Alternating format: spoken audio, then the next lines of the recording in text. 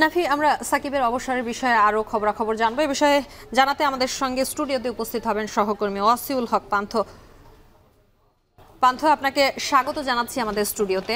ধন্যবাদ শম্পা। পান্থ, এই যে হুট করেই বলা চলে যে সাকিব আল হাসান অবসরের যে সিদ্ধান্তটি জানিয়েছেন, মূলত এই সিদ্ধান্তের পেছনে তার উপরে কোনো ধরনের চাপ রয়েছে কিনা বা তিনি স্বেচ্ছায় এই অবসরের ঘোষণা দিয়েছেন কিনা, কি তথ্য আছে আপনার কাছে, কি জানতে পেরেছেন? দেখুন, স্বেচ্ছায় তো অবশ্যই অবসর নিয়েছেন, কিন্তু আমরা যদি সাকিবের বিগত 1 বছরের রেকর্ড দেখি, সেখানে তিনি মাঠে খুব বেশি ভালো পারফর্ম করতে পারছেন না।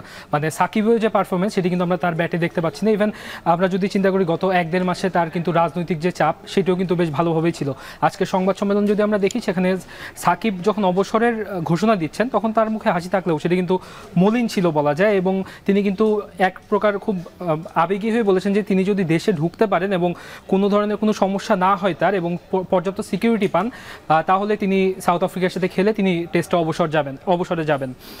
তো এটি তো একটি বিষয় থাকে, মানসিক যে চাপ সেটি তো ছিল। এর সাথে যদি আমরা পারফরমেন্সের দিকে দেখতে যাই, এই বছরের পারফরমেন্স যদি আমি তার দিকে দেখি, সেক্ষেত্রে ব্যাটিংয়ে কিন্তু খুব ভালো কিছু করতে পারেনি। টেস্টে তিনি কিন্তু এখন পর্যন্ত কোনো অর্ধশতক পাননি, আর সেঞ্চুরি তো দূরেই থাকলো। সেখানে এই বছর এখন পর্যন্ত খেলা 4টি ম্যাচে তিনি 200-রও বেশি রান করতে পারেনি। আমরা যদি এখানে স্ট্যাট দেখতে চাই, যে রানটি করেছেন তিনি 4 ম্যাচে 146, এবং তার কিন্তু কোনো অর্ধশতক বা শতক একটিও নেই, এবং এটি আমরা ব্যাট হাতে বলছি। এবং তিনি কিন্তু ব্যাটিং প্যারাডাইসে ব্যাটিং করেছেন পাকিস্তানের বিপক্ষে মোটামুটি সবাই রান পেয়েছে সাকিব ছাড়া। পাকিস্তানের পরবর্তীতে আমরা যদি ইন্ডিয়ার বিপক্ষে ম্যাচটা দেখি, সেখানেও কিন্তু তিনি অফ ফর্মে ছিলেন এবং বল হাতেও মলিন ছিলেন, কিন্তু সাকিব 4 ম্যাচে মাত্র 9 উইকেট নিয়েছেন। পাকিস্তানের বিপক্ষে 2 টেস্ট খেলার পরে তিনি যখন ইংলিশ কাউন্টিতে গিয়েছিলেন, সেখানে কিন্তু 1 ম্যাচে 9 উইকেট তুলে নিয়েছিলেন তিনি। সেখানে একটি আশা জাগিয়েছিল যে ভারতের বিপক্ষে ভালো কিছু করা সম্ভব সাকিবের দ্বারা, কিন্তু সেখানেও কিন্তু তিনি ব্যর্থই হয়েছেন বলা যায়। আর টি-20 যদি আমরা বলি, সেক্ষেত্রে আমরা বরাবরই দেখেছি সাকিব কিন্তু যখনই চাপের মুখে পড়েছেন তখন তিনি দারুণভাবে কামব্যাক করেছেন, কিন্তু তিনি কিন্তু এবার তার ব্যাট কিংবা বল কোনোটাই হাসেনি।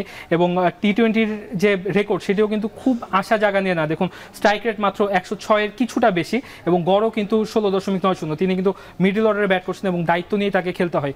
এবং আমরা যদি বলি যে তিনি যেহেতু ঘোষণা দিয়েছেন টি-20 থেকে তিনি ইতিমধ্যে অবসর নিয়েছেন, সেক্ষেত্রে তার যে লাস্ট ম্যাচ ছিল আফগানিস্তানের বিপক্ষে, সেখানে কিন্তু বল হাতেও তিনি উইকেট পাননি এবং ব্যাট হাতে তিনি কিন্তু গোল্ডেন ডাক তিনি নিয়ে প্যাভিলিয়নে ফিরেছিলেন। পান্থ, একটা বিষয় হচ্ছে সাকিব আল হাসান বাংলাদেশের সবচেয়ে সেরা ক্রিকেটার, এটা স্বীকৃত। এবং আপনি যে এই বছরের পারফরমেন্সের কথা বলছেন, আমি যদি সাকিবের পুরো পরিসংখ্যানের কথা চিন্তা করি, সাকিবকে আলাদাভাবে চিন্তা করলে তার দেশের ক্রিকেটে তার অবদান এবং কেন তাকে আসলে মানুষ তাকে স্মরণে রাখবে বলে আপনার কাছে মনে হয়? দেখুন, সাকিব এমন একজন ফিগার বাংলাদেশ ক্রিকেটে, সেখানে তাকে মানুষ তার পারফরমেন্সের কারণে মনে রাখতে বাধ্য। আমরা যদি ছোট কিছু ইনফরমেশন দেখি, যে তিনি কিন্তু একমাত্র বাংলাদেশ হিসেবে 50 রানে 5 উইকেট নিয়েছেন। এছাড়াও টেস্ট ক্রিকেটের ইতিহাসে একমাত্র স্পিনার হিসেবে তিনি কিন্তু 100 রান এবং 10 উইকেট ম্যাচে নিয়েছিলেন জিম্বাবুয়ের বিপক্ষে। এছাড়াও বিশ্বকাপেও তার 6 শতাধিক রান এবং 10-এর বেশি উইকেট রয়েছে। 2018 বিশ্বকাপটা যদি দেখি, সেটি একটি হতাশার নামই বলতে হয় বাংলাদেশের জন্য, যে সেখানে সাকিব একাই পারফর্ম করেছিল, অন্যরা কিন্তু সেভাবে সাপোর্ট দিতে পারেননি তাকে।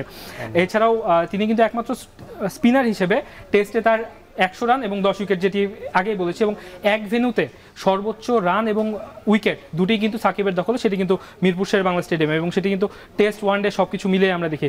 ব্যক্তিগত অর্জনের দিক থেকে সাকিব কিন্তু অন্য লেভেলে আছেন, যদিও বাংলাদেশের ক্রিকেট অর্জন যেহেতু খুব বেশি নেই, সেক্ষেত্রে সাকিব ও দলীয় অর্জনের দিক থেকে ব্যর্থই বলা যায়। ধন্যবাদ পান্থ। আশা করছি 2025 চ্যাম্পিয়ন্স ট্রফিতে যেটা সাকিব খেলার কথা বলছেন, সুযোগ পেলে সেখানে সাকিব একটা পারফর্ম করে দেশের জন্য কিছু করার চেষ্টা করবে। আপনাকে অসংখ্য ধন্যবাদ আজকে শান্তবাজার আয়োজনে যুক্ত হওয়ার জন্য। ধন্যবাদ আপনাকেও।